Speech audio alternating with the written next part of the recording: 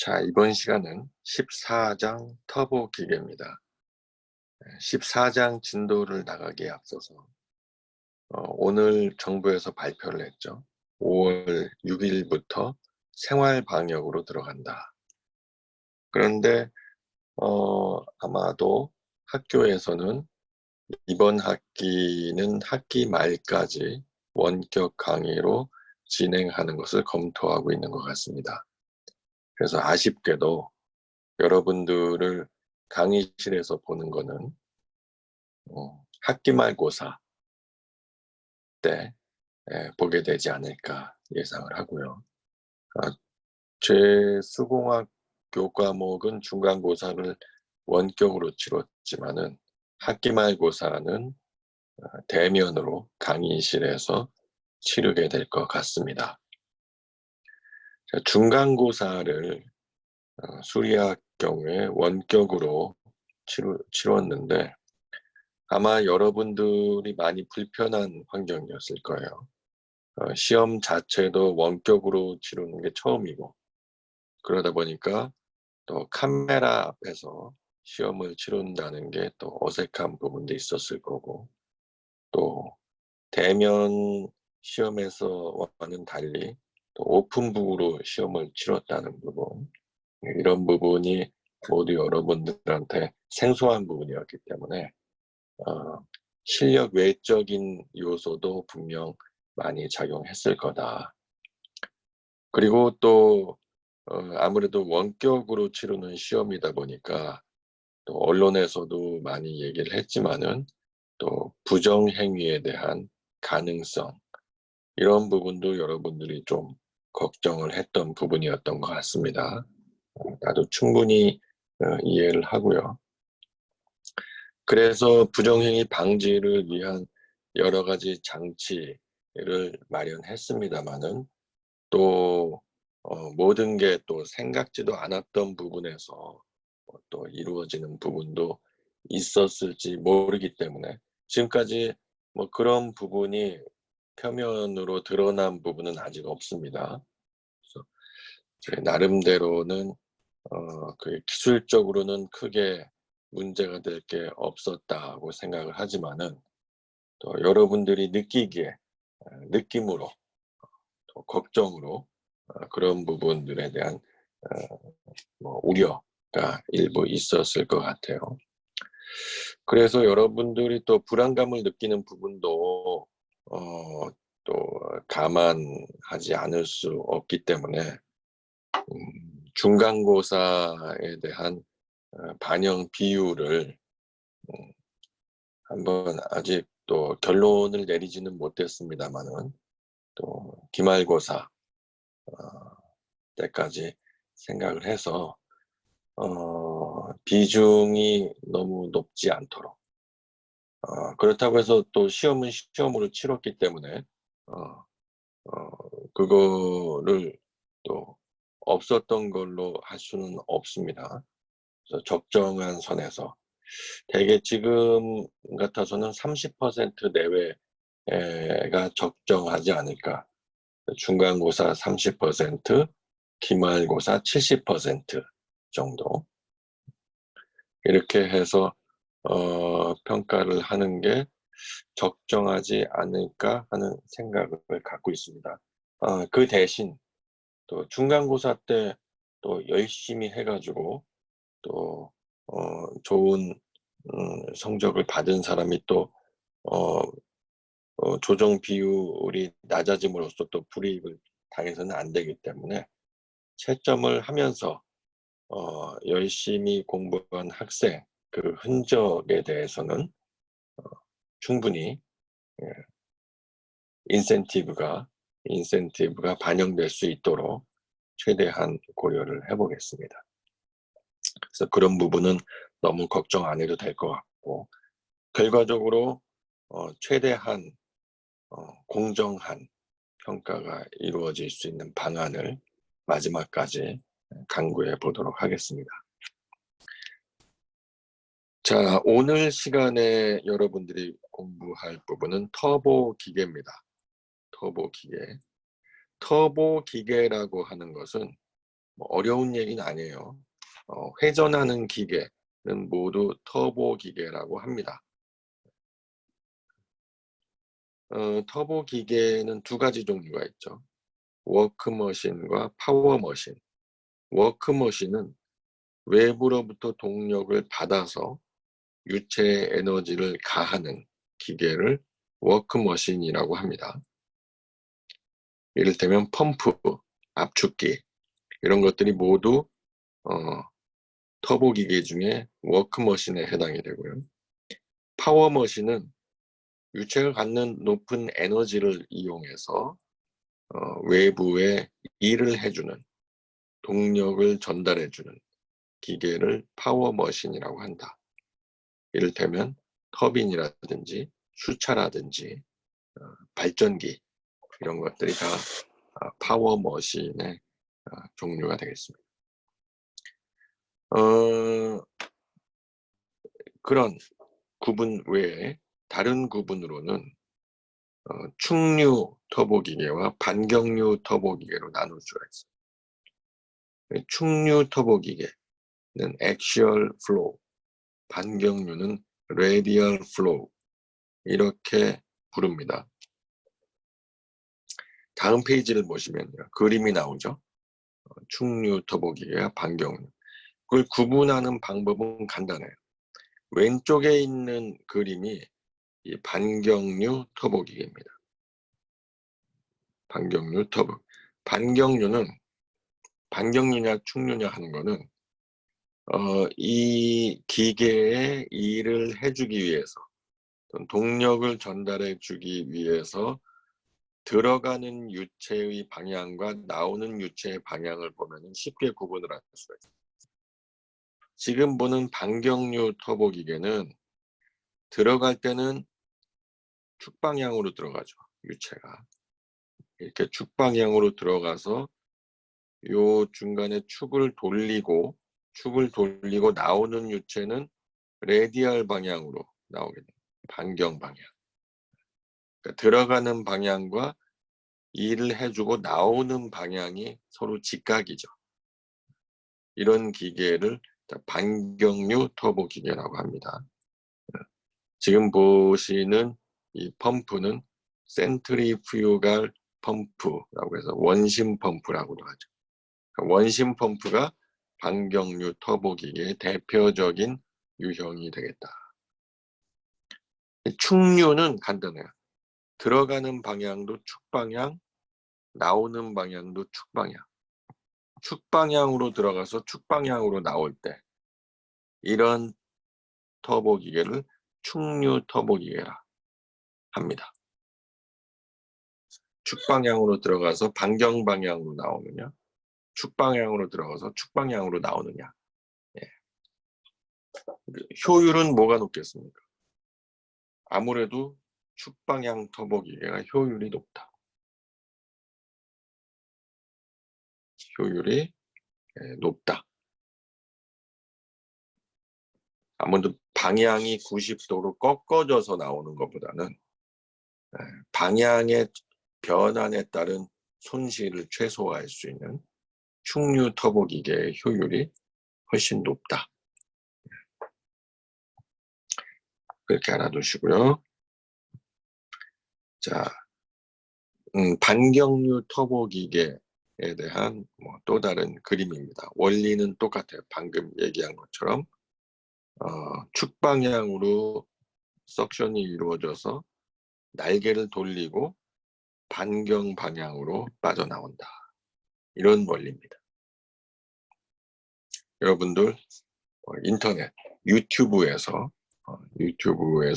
센트리퓨갈 펌프 또는 라디얼 플로우 터보 머신 이런 키워드를 치면은 동영상 굉장히 많이 이 축방향 펌프와 반경 방향 펌프의 원리를 이해할 수 있는 여러 가지 그림 또는 동영상 이런 것들로 인해서 여러분들의 이해를 도울 수 있는 자료들이 많이 있으니까 각자 찾아보기 바랍니다.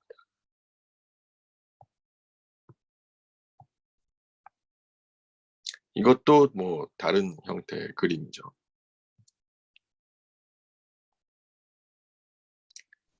그래서 펌프와 관로 시스템, 또 원심 펌프의 모형화, 교재 그림이 이제 원심 펌프의 그림 여러 차례 나왔기 때문에 이 그림 자체에 대해서는 더 이상 설명은 생략하겠습니다.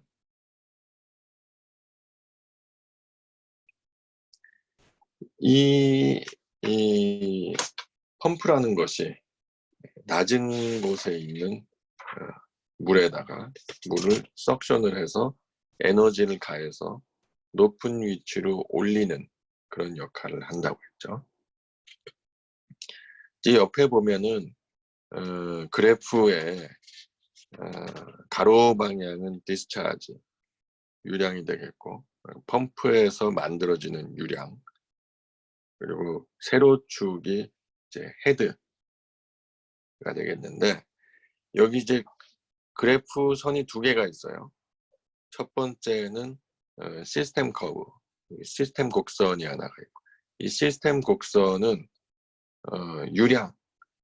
유량에 대해서 일정한 어느 유량값에 대해서 그 흐름을 유지하기 위해서 공급되어야 될 에너지를 나타낸 커브가 시스템 커브입니다.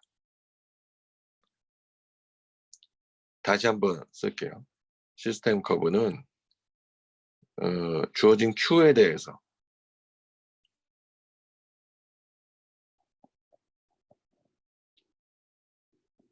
Q에 대하여 그 흐름을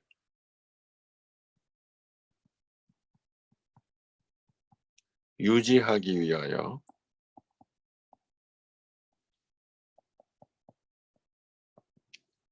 공급되어야 될 에너지,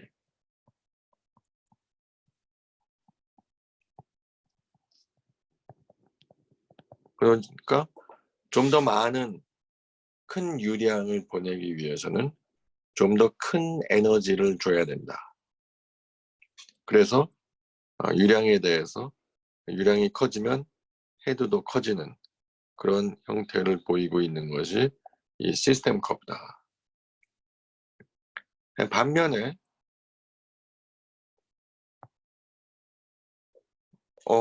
같은 그래프 안에, 같은 가로 세로 쭉 안에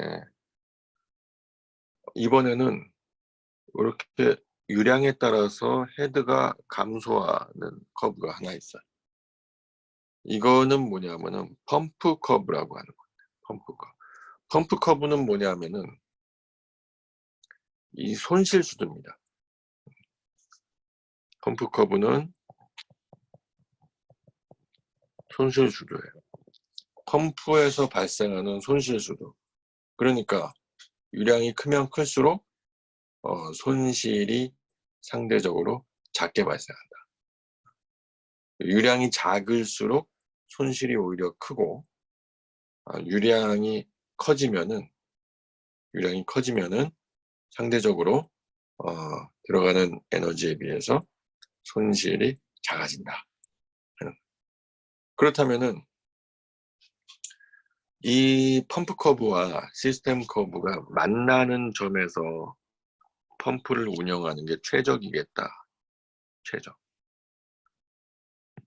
여기가 최적 오퍼레이션 포인트입니다.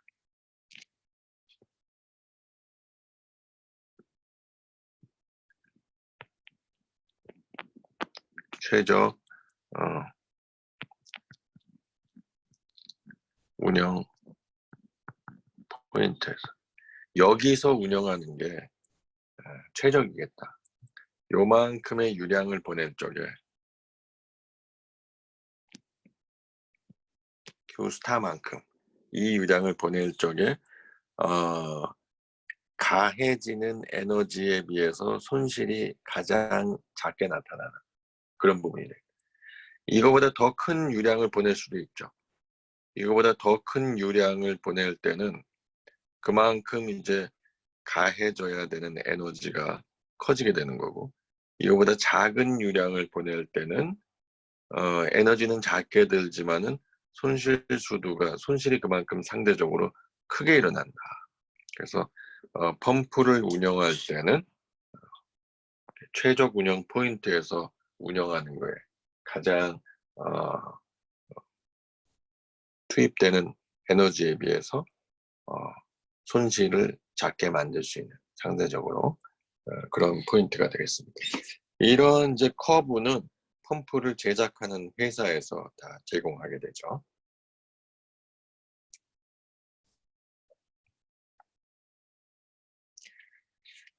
자, 그러면 여러분들한테 필요한 거는 요 펌프나 터빈 문제가 나오면은 계산을 할 수 있어야 돼요. 계산을 할 때 필요한 식이 지금 슬라이드에서 나오는 식들입니다.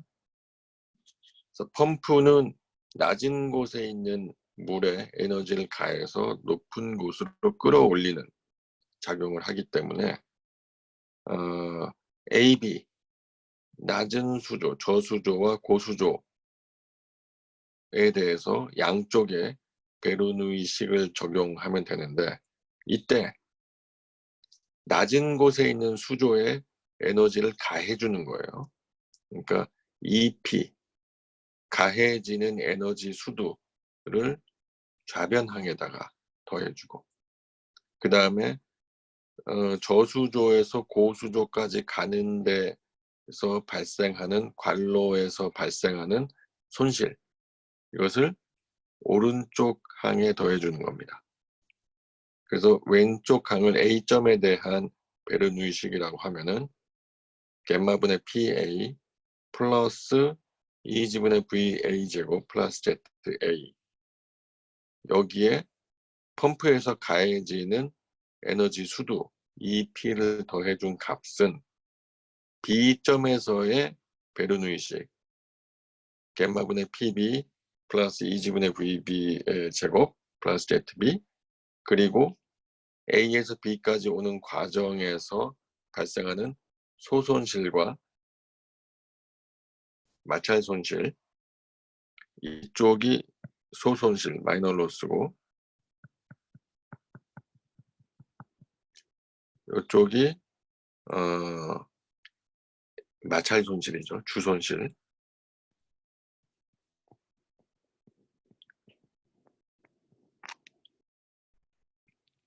그런데 양쪽의 수조의 표면에는 대기압이 작용하기 때문에 얘는 지울 수가 있어요. 그리고 관로에서의 유속에 비해서 수조의 수면의 변화 속도는 무시할 수 있다고 가정을 하면은 VA와 VB 항도 지워지겠죠. 그렇다면은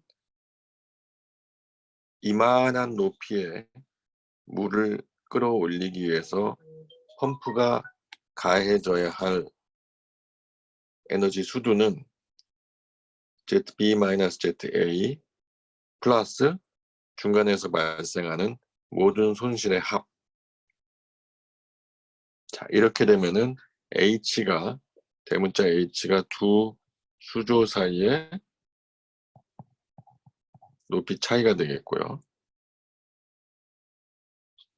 그리고 마찰 손실은 중간에 관로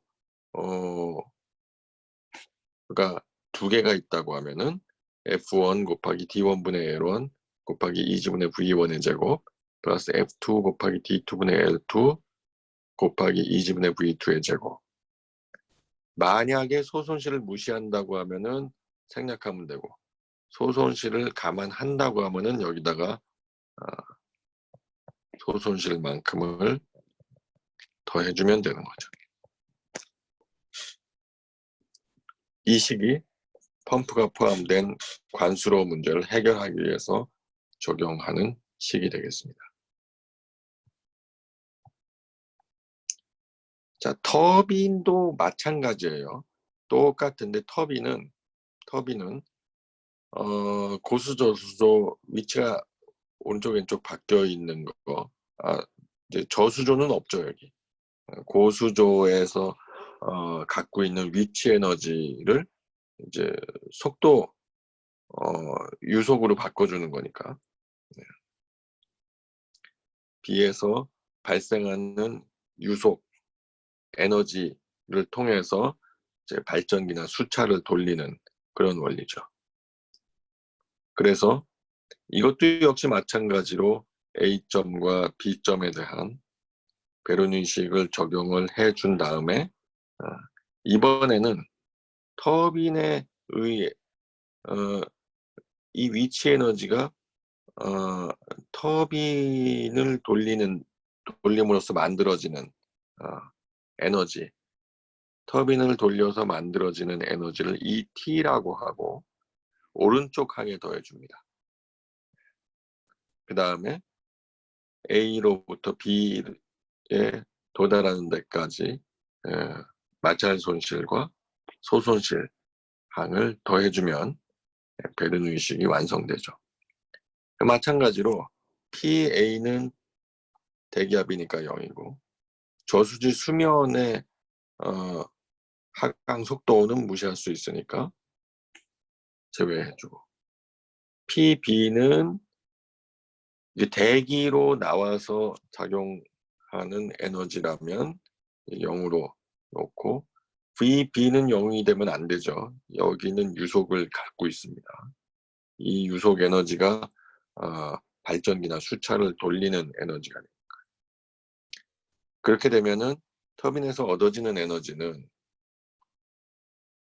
두 수조와 터빈 출구와의 높이차에다가 마찰 손실 수두를 빼주고 소손실의 합을 빼주고 그래서 이런 식이 된다. 여기서 마찬가지로 소손실 항을 만약에 감안해줘야 한다면은 소손실의 합을 빼주면 됩니다. 아니면은 무시할 수 있다고 보면은 생략해도 되고요. 그래서 터빈이 포함된 관수로식도 같은 요령으로 만들어졌습니다.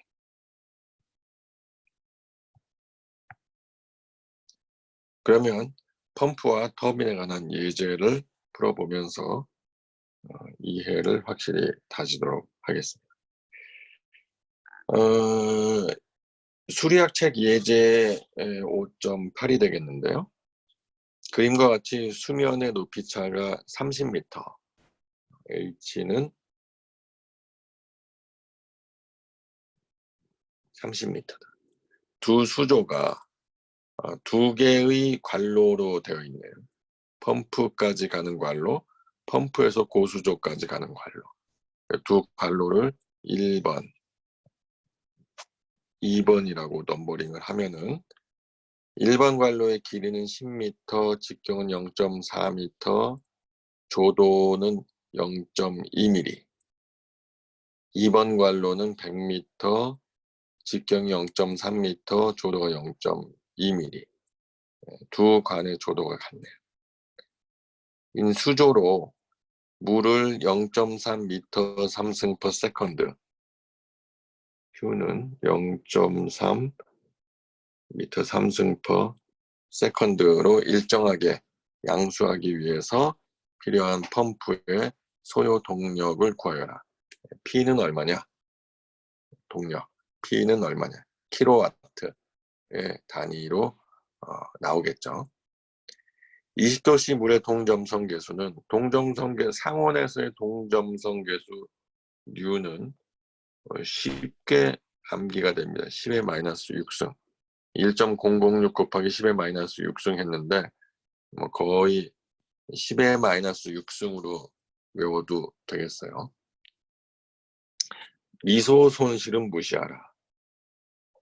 자, 그러면은 A와 B 간의 베르누이식을 적용해 볼까요?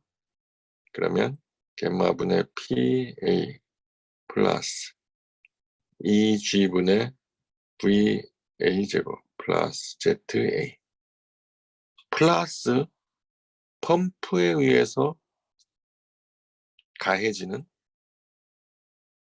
에너지를 왼쪽에 더하라고 그랬어요. 그 다음에 겜마분의 PB 플러스 2G분의 VB의 제곱 플러스 ZB 플러스 마찰 손실이 두 개에 관해서 발생하죠. F1 D1분의 L1 2G분의 V1의 제곱 플러스 F2 D2분의 L2 2G분의 V2의 제곱. 자, 그러면 이 문제를 풀기 위해서는 뭐 지울 수 있는 건 다 지운다고 하더라도 기본적으로 1번과 2번 괄호에서의 유속을 구해야겠네요. 자, 유속을 구해야 돼. V1, V2 그리고 또 요 F1과 F2를 알아야 돼.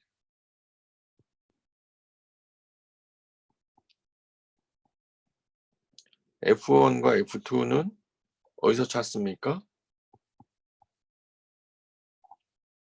무디 도표에서 찾아야죠. 이 무디 도표에서 F1, F2를 찾으려면은 측류일 경우에는 R분의 64 매끄러운 관일 때는 레이놀즈 넘버와 상대 조도를 다 알아야 돼요. 완전 날개의 영역으로 들어가면은 상대 조도만의 함수다 그랬어요. 그러려면은 F1과 F2를 찾으려면은 일단 레이놀즈 넘버하고 상대 조도를 찾아봐야겠네요. 문제에서 유량이 주어졌기 때문에 각 괄호에서의 유속을 구할 수가 있어요.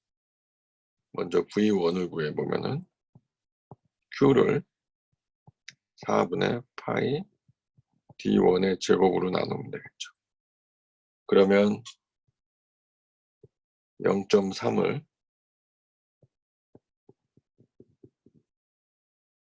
4분의 0.3의 제곱이기 때문에 계산을 해보면은 4.24 0.4의 제곱이군요.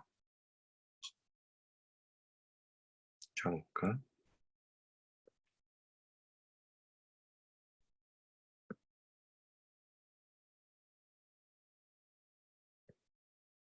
0.4의 제곱이 그러면 2.389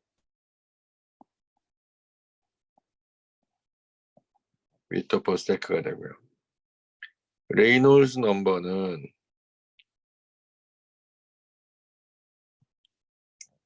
U분의 VD이기 때문에 10의 마이너스 6승분의 2.389 곱하기 0.4가 되죠. 그러면 9.5 곱하기 10의 5제곱이 됩니다.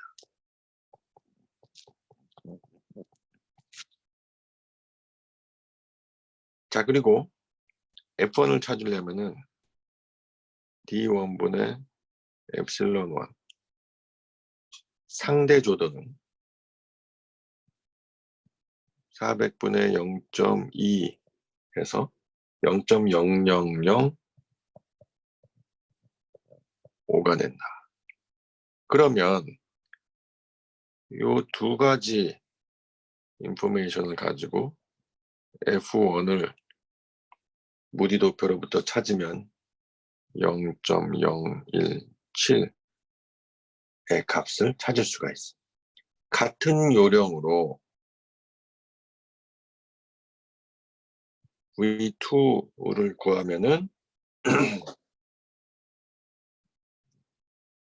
3.14 곱하기 0. 이번에는 3의 제곱 나누기 4 분의 0.3 하면 4.246이 나오고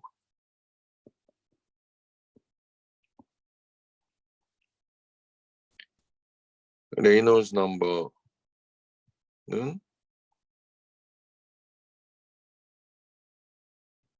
10의 마이너스 6승분의 4.246 곱하기 0.3 1.27 곱하기 10의 잠깐만요. 6승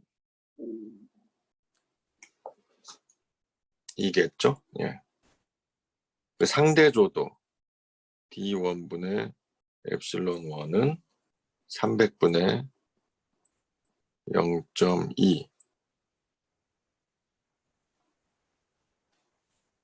그래서 0.00067이 됩니다. 그래서 무디 도표로부터 F2를 구하면 0.018이 되죠. 아까는 0.017, 지금은 0.018. 따라서 맨 위에 있는 베르누이식 1번식의 방금 구한 F1, F2, V1, V2 등을 넣고 계산을 하면 이 P는 양 수조 간의 높이차 30m 플러스 0.017 0.4분의 10 2 곱하기 9.8 분의 2.389의 제곱 플러스 0.018 0.3분의 100 곱하기 2 곱하기 9.8분의 4.246 제곱 계산하면 35.64m가 나옵니다. 따라서 필요한 동력은 겜마 QH 공식이죠.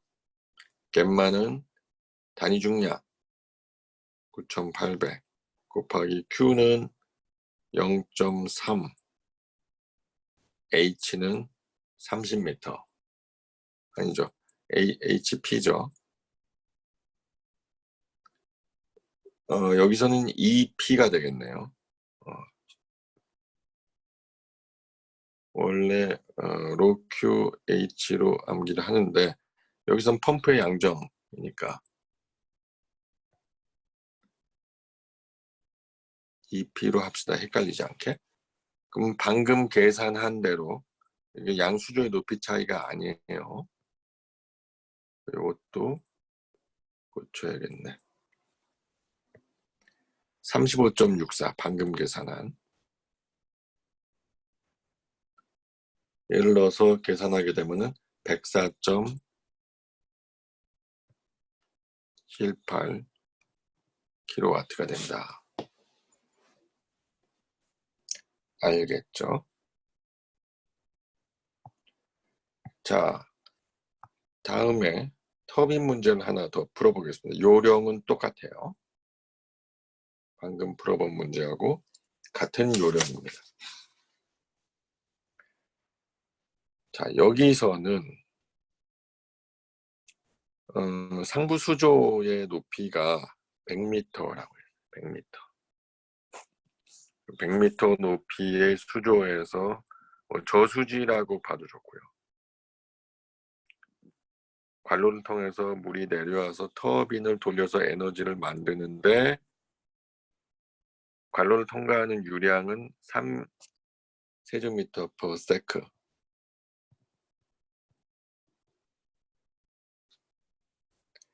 높이차 100m 터빈의 효율을 얘기하고 있네요. 효율 90%. 일 경우 발전되는 동력을 구하라. 관료 직경은 1m. 공이 1m. 그리고 터빈까지 오는 관로의 길이는 110m. 터빈에서 이제 뭐 발전기든 수차든 터빈에서 나가는 관로의 길이는 5m. F1, F2는 0이 0.02. 여기는 무디 다이어그램에서 손실 계수를 찾을 필요가 없게 됐죠. 미소 손실은 무시한다. 그러면 똑같아요. 여기도 역시 A와 B 사이에 베르누이식 적용하면 겜마분의 PA 플러스 2G분의 VA 제곱 플러스 ZA는 이번에는 터빈이기 때문에 오른쪽 강에 ET를 더해주는 겁니다. 겜마분의 PB 플러스 2G분의 VB의 제곱 플러스 ZB 플러스 ET를 오른쪽 강에 더해주기로 했죠. 더하기 마찰 손실 수두의 합 더하기 마이너 로스의 합. 자, 관로의 직경이 일정하다면은 VA는 아니죠. 자, 저수지에서의 대기압 수면 속도는 무시하고 그 다음에 PB도 대기로 나가니까 무시하고 그러면은 ET는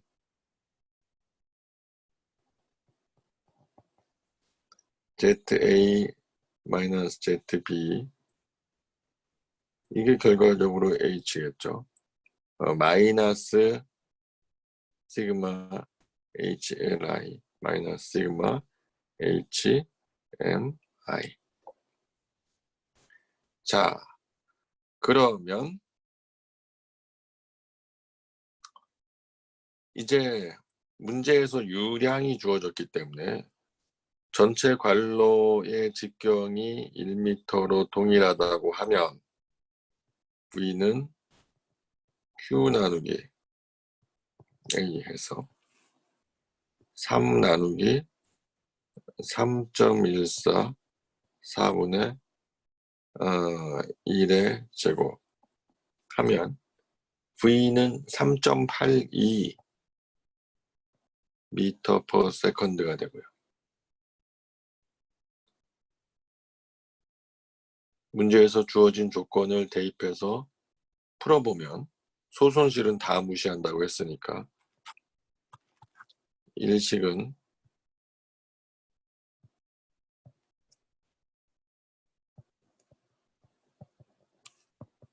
ET는 100m 수조와 터빈과의 높이차 100m 마이너스 자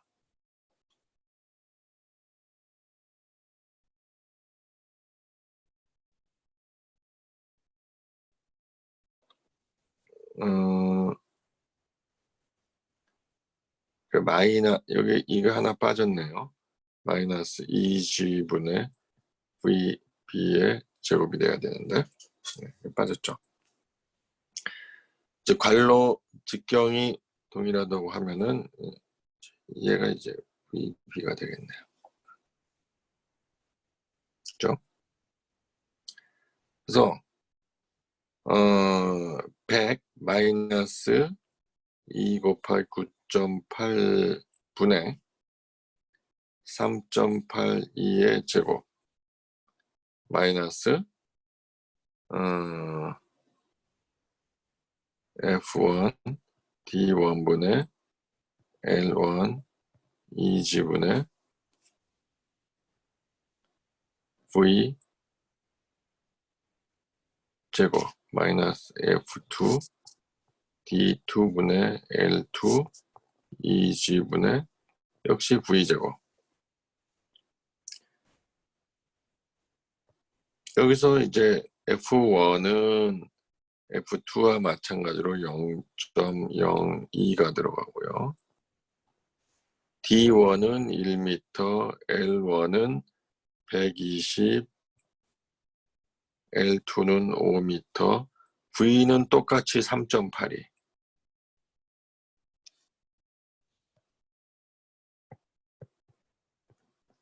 이 숫자들을 넣고 계산을 해보면 97.4m.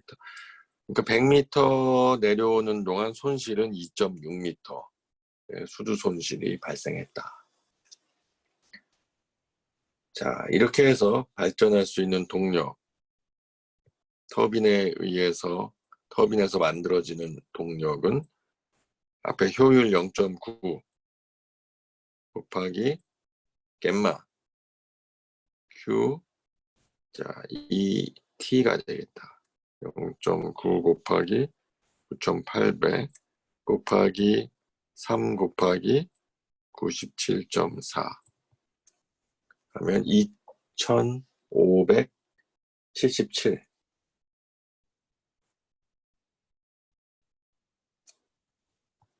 2,577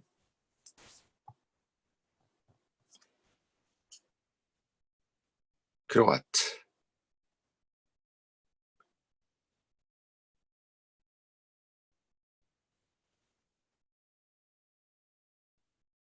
(2577) 킬로와트가 되겠다. 자, 이렇게 해서 14장 14장이죠? 이 교재로 하면 14장이 터보 기계에 대한 챕터는 이 정도로 해서 간단히 마치도록 하고요. 여러분들 중간고사에 대한 문제풀이는 중간고사 채점이 끝나게 되면 올리도록 하겠습니다. 수고하셨습니다.